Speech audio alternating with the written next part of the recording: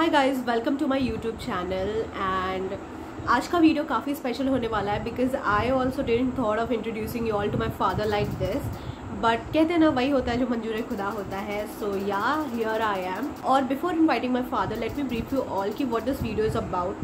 Actually Bihar में ना एक मेजर ट्रेन एक्सीडेंट हुआ था 11 अक्टूबर 9:30 PM को, नॉर्थ ईस्ट एक्सप्रेस का। So this video is related to that and it is very painful. और भगवान ना करे कि कभी भी ऐसे एक्सीडेंट्स फ्यूचर में हो, because it is very painful for the passengers and their relatives as well. So अब आप सोच रहे होंगे how my father is related to that. So actually my father is an engineer in railway and he went there on emergency duty. So let's invite him and कुछ behind the scenes जानते हैं, कुछ question जो I was curious about. So I thought कि मैं आपसे भी share करूं एंड या दैट्स इट। चलिए पापा को इनवाइट करते हैं। सो पाई, वेलकम और माय यूट्यूब चैनल। और कैसा लग रहा है आपको मेरे चैनल पे आके? थैंक यू, बढ़िया है। अच्छा, glad to hear that. So पाई, let's start our video by asking some questions जो वहाँ के बिहाइंड द सीन्स थे। तो my very first question is कि पाई वो आपका एरिया तो था नहीं, so how you went there? देखो, जब कोई भी एक्सीडेंट कहीं होता है तो किसी का एरिया नहीं रह जाता है, वो रेलवे का एरिया है। इसलिए रेलवे से हर जगह जहाँ जहाँ सुविधा जिस तरह से होता है सब लोगों को बुलाया जाता है और बुला करके उन लोगों को वर्क डिस्ट्रीब्यूट करके कराया जाता है। तो एक्चुअली रेलवे का एरिया रहता है वो मेरा, और उसका तो छोटे छोटे काम के लिए जुरिडिक्शन बांट दिया जाता है, लेकिन इस तरह से रेस्टोरेशन वर्क, एक्सीडेंट वर्क में इस टाइप का जो है सबको बुला करके काम कराया जाता है। तो उसी में हमको भी बुलाया गया था। सो माई नेक्स्ट क्वेश्चन इज़, आपको कब इन्फॉर्मेशन मिली थी इस कैजुअलिटी के बारे में? नहीं, हमको तो 12 तारीख को 7 बजे बताया गया था। सुबह में 7 बजे? सुबह 7 बजे हमको खबर आया कि वहाँ रेस्टोरेशन वर्क में जाना है। तो मैं जल्दी स्टार्ट होकर के और यहाँ से हम निकल गया। और साइट पर पहुँचने के बाद वहाँ जब पहुँचे तो हमारे सभी पदाधिकारी, कंस्ट्रक्शन डिपार्टमेंट के deputy chief engineer, executive engineer और IOW, हमारे CEO साहब, MI साहब, सभी लोग पहुँचे हुए थे और सारे अधिकारी भी डिपार्टमेंट तक पहुँचे हुए थे। तो हम लोगों को जाने के बाद वही काम मिला, कोच हटाने का जिम्मा दिया गया कि आप जो है तो okay. So my next question is, वहाँ का सिनारियो क्या था, लाइव सिनारियो? जब तक आप पहुँचे तब तक पैसेंजर्स को रेस्क्यू कर लिया गया था या passengers were still intact there? हाँ, मैं पहुँचा उसके पहले सारे पैसेंजर्स रेस्क्यू हो चुके थे। तो पैसेंजर्स वगैरह कोई नहीं था वहाँ। तो जो भी इंजर्ड थे या जो कैजुअलिटी हुई थी या जो सभी लोगों को जहाँ जहाँ पहुँचाना था पहुँचा दिया गया था। सिर्फ क्लीनिंग का वर्क करना था। तो मेरे जाने के पहले वही कोच इधर उधर बिखरे, जहाँ जैसे पलटे हुए थे वही पलटा हुआ था। उसमें से वो कंबल, चादर, तकिया इधर उधर पड़े हुए थे। और जाने के साथ हम लोग रेस्टोरेशन जो है स्टार्ट कर दी। तो आपको कोई आइडिया है कि how many casualties were there, कितने डेथ्स हुई या कितने इंजर्ड हुए?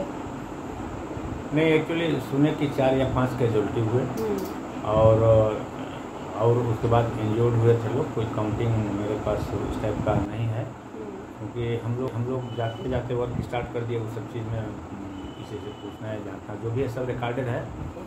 तो जो जॉइंट इंस्पेक्शन नोट बनेगा उसमें सारा रिकॉर्ड आ जाएगा कि कितने लोग इंजर्ड, कितनी कैजुअलिटी, वो क्या मतलब वो गिरने से कितना नुकसान हुआ, कितना व्यय हुआ पैसा, कितना क्षति हुआ पैसे का, वो सारा उस जॉइंट इंस्पेक्शन नोट में आ जाएगा।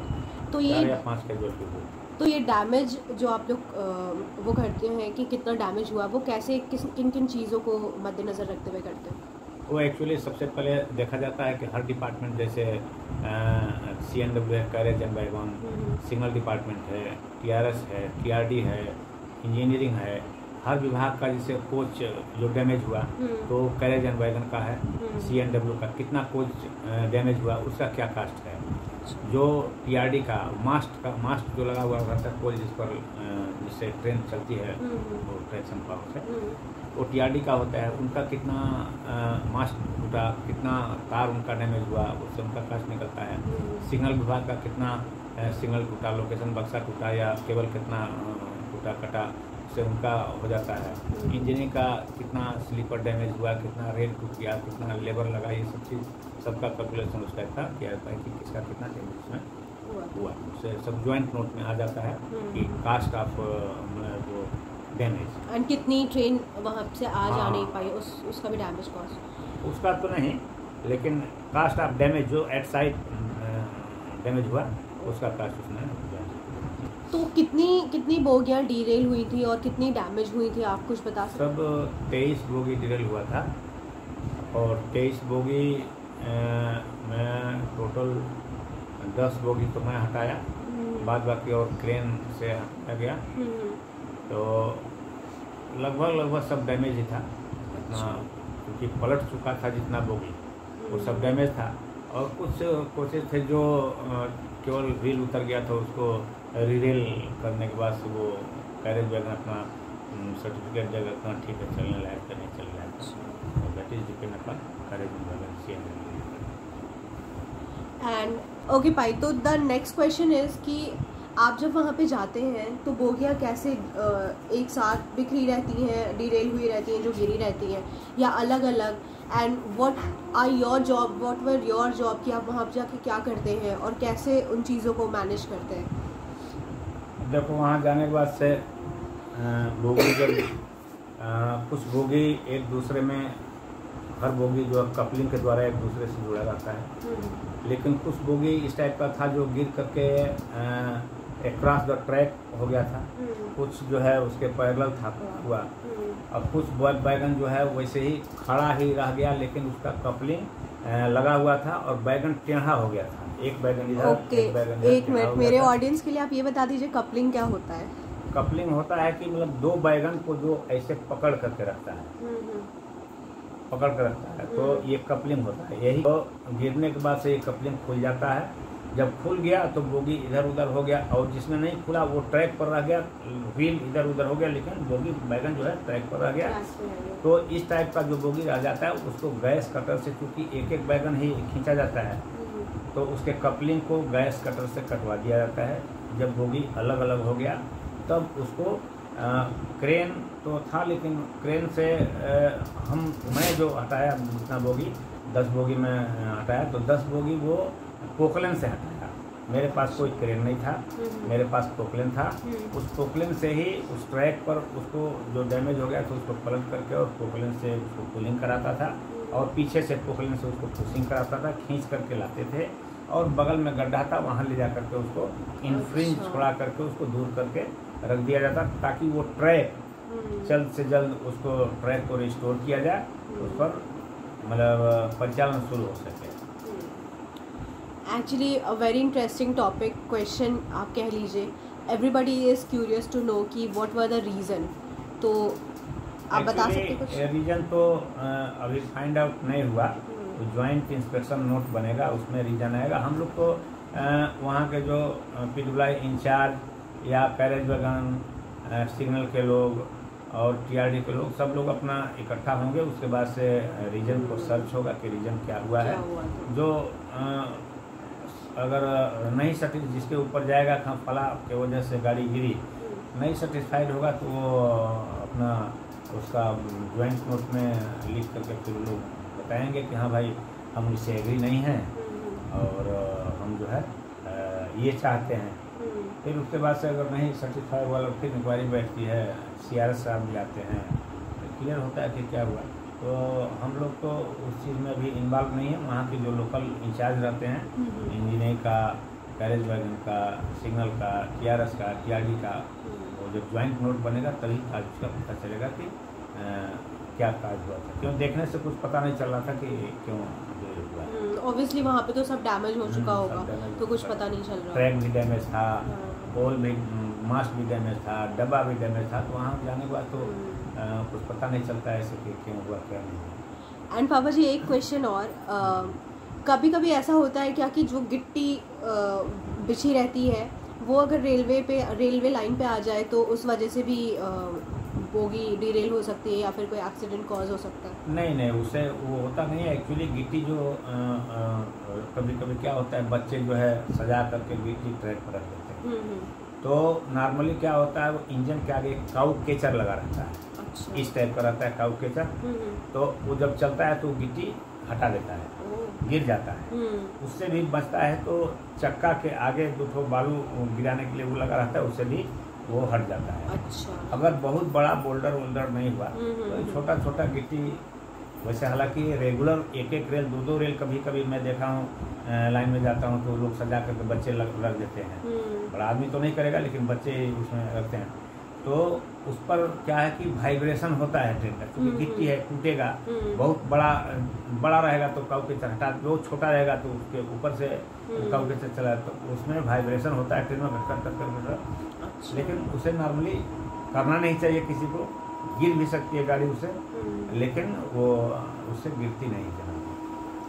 पाई, तो मेरा लास्ट क्वेश्चन आपसे ये है कि everybody is talking about the passengers कि पैसेंजर्स को कितनी क्षति पहुंची, but I just wanted to know कि व्हाट आर द कॉन्सिक्वेंसेज जो रेलवे एम्प्लॉय फेस करते हैं आफ्टर दिस इंजरी जो हो जाती है या जो एक्सीडेंट्स होते हैं।